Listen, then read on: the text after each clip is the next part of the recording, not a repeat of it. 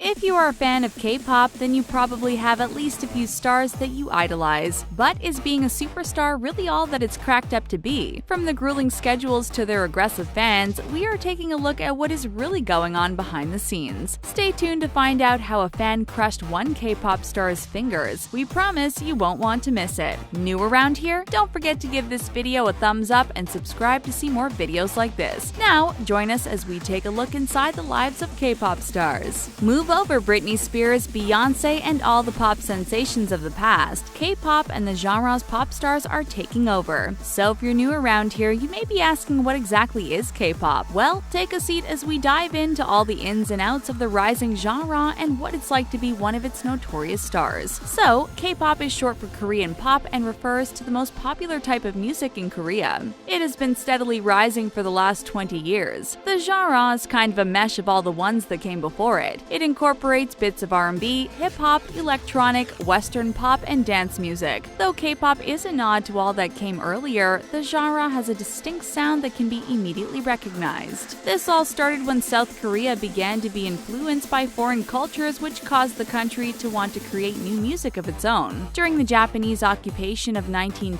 to 1945, composers began to make a mix of Korean music and gospel that is still quite popular today, called trot. After Japan's rule was over, westernization came to South Korea, which began to change how the people lived along with the music that they listened to. Western music started to be played on the radio and showed on television. Western-styled clubs even began popping up all around. So, naturally, this meant that music made in Korea changed as well. Thus, K-pop was born. Few genres of music have inspired the kind of fandom as K-pop, which is good for the stars because it generates lots of money and allows them to live lavish lifestyles, but it also puts the stars in grave danger. For instance, the boy band EXO has notoriously had a string of crazy fans that wanted to be near them so bad that they put the band's safety at risk. The airport is one of the most dangerous places for EXO because of its openness. Because airports are such large spaces, fans can easily make contact with the boys. Whenever the boys arrive in a new city, fans typically push their way to get to them. During one particularly rough pushing session, a Sesang fan pushed Kai on purpose, and it caused him to hurt his ankle. The injury was so bad that he had to be carried out by the rest of his band members. That isn't the only close call that the band has had. Another crazed fan once put a recording device in Tao's hotel room. They captured footage of him singing in the shower and even kept surveillance of his room door. TVXQ has also had some scary interactions with fans. After a long stint of fans getting into taxis to follow them around everywhere, Changmin got fed up with the harassment and went to approach a fan to tell her to stop. Unfortunately, when he got to the car window, the fan rolled up her window so quickly that it crushed his fingers. It isn't just boy bands who go through crazy fan harassment. The girls of IOI have also had some pretty creepy experiences with fans. Once, pictures of both Sejun and Yoonjung were released that appeared to have been taken in a restroom. It led people to believe that maybe someone had put a camera in the girls' bathroom to take photos of them. We can only imagine how creeped out the girls must have felt. Over the years, it has also become harder for K-pop stars to make money. In previous times, all stars had to do was record music and they could make money off of CD sales or sell their songs on iTunes. Now with so many people illegally downloading songs or using streaming services like Spotify or Apple Music, the money isn't in the music. So for most stars, the biggest moneymaker is the Dream Concert. At this concert, 20 K-pop bands perform in Seoul at the World Cup Stadium. The arena can hold up to 66,800 people. In 2009, global sales of K-pop music had reached over $30 million. Those numbers have only increased over time, but are the actual K-pop stars seeing any of that money? In some cases, not at all. One of the most successful boy groups, Dongbang Shinki, recently took their management to court over their 13-year contract. They claimed that the agreement was too long, too restrictive, and gave the boys almost none of the profit from their hard work. Luckily for the band, the court ruled on their side. The decision prompted the Fair Trade Commission to issue a standard contract that would improve artist deals. The rise and growth of K-pop in the international international scene has also pushed management companies to extend better contracts. Until now, there hasn't been much of a culture of hard negotiation in Asia, especially if you're new to the industry, says Sang-hyuk,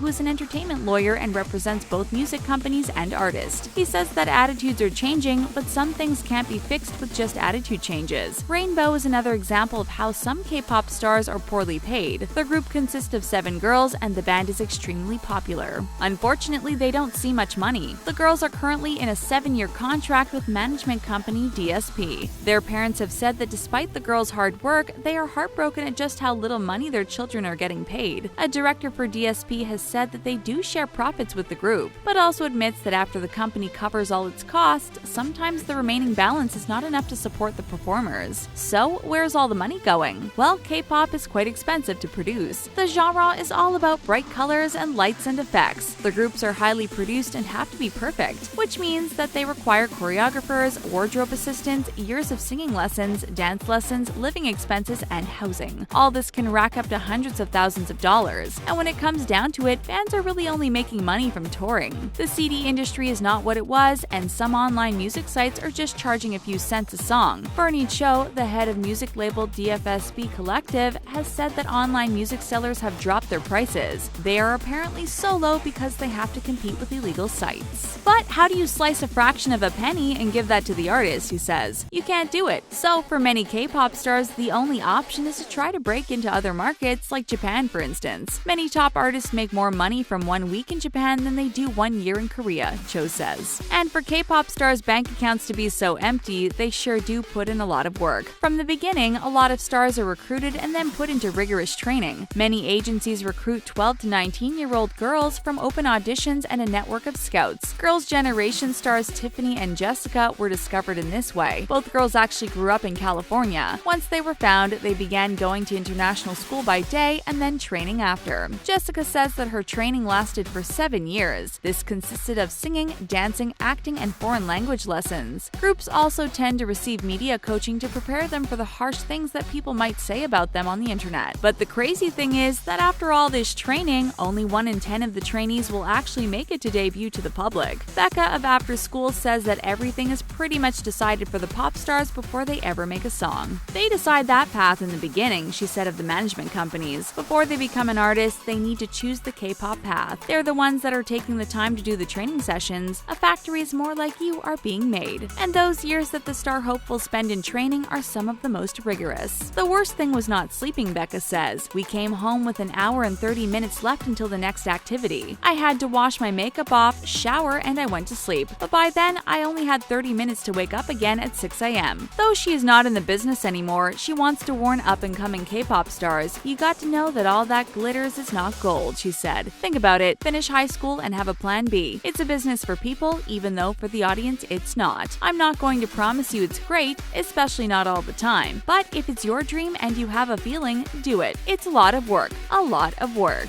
With all the pressure that K-pop stars are under, you would think that they would band together to help one another through the hardships. But actually, rivalries amongst K-pop stars are pretty common. Bobby of iKON and Rap Monster of BTS have been famously beefing with each other since 2014. That's when they both created songs that seemingly dissed one another in the lyrics. In 2014, Kemi from Acor also released a track called Do the Right Rap, which many fans believe targeted fellow K-pop star Park Bom. The lyrics pointed fingers at Bom's drug and plastic surgery controversies. After hearing the song, though, fans came to Park Bom's aid and made diss tracks of their own about Kemi. And those are just a few of the rivalries between K-pop stars. In the midst of arguing with one another, K-pop stars must also make sure that they mind their figures. That's because beauty standards in the world of Korean pop are extremely strict. When it comes to idols in this industry, fans want them to have toned thighs, small waist, V-shaped jaws, S-line bodies, and more. Clearly, no one is born with all those attributes, so many stars choose to wear heavy makeup or even get cosmetic surgeries. What's really surprising is that those surgeries are often given to them as gifts from their management companies. In this industry and culture, skinny is better. Whereas many people like fit bodies, K-pop artists are required to be slender. Most agencies will hire professional trainers and nutritionists for the stars. They also spend about 6 to 8 hours a day dancing and training, so they definitely burn a lot of calories. Despite burning all that fuel, K-pop idols are kept on extremely strict diets. Their way of eating often caused the entertainers to starve themselves. Some of the most popular diets amongst K-pop stars include lettuce, corn, and protein diets, none of which alone are enough to sustain a person. Besides staying thin, stars in this genre must also be as fair-skinned as possible. The fairer your skin, the more wealthy people believe you are. In this culture, fair skin equals higher class. So to achieve this, lots of K-pop idols will bleach their skin. This is not particularly healthy for the skin. Sadly, that doesn't stop these young stars from doing it anyway, especially when it is suggested by management. To make sure that the stars are following this regimen, they must live in dormitories. In these dorms, their whole lives are controlled. They are told when to eat, sing, and dance. There are also rules about when they can date because single stars are more attractive to fans. Many times when fans get wind that a female star is dating, her career will start to tank. Even publicly flirting can cause female K-pop stars to be shamed. Just look at what happened to Girls' Generation when they batted their eyes at a boy band on a television variety show in 2008. Fans humiliated them in response at the Dream concert. Instead of putting up their glow sticks as they did for every band, the audience left Girls' Generation in complete darkness while they performed. Even EXIT member Hani cried on stage at the 25th Seoul Music Awards when her co-host Junho and Moo just teased her about having a boyfriend. For the girls of K-pop, it is important to maintain your looks and single status. So, when it comes to being a K-pop star, there are a lot of ups and downs. Sure, you have the fame and everyone knows your name, but that fame comes at quite a high price. You must work long hours, you could pretty much forget about eating anything tasty for a while, and you must live your life under the constant scrutiny of fans and the media. But if your dream is to perform on stage in front of thousands of people, then the K-pop lifestyle might not actually be so bad after all.